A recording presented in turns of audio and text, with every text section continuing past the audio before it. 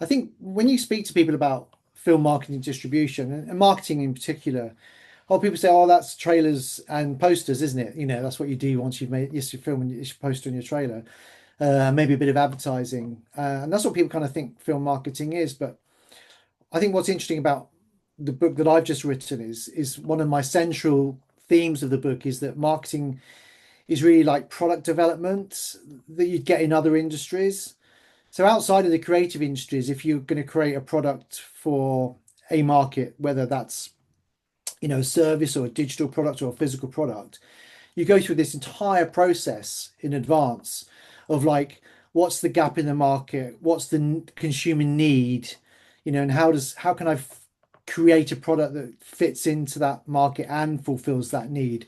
But it has to fit into that market in a sort of from a point of view of a critical path and logistics, supply chain. You've got to think about, who your audience is, what their budget is every month for this kind of product, whether that's baked beans or movies, what's the average basket spend.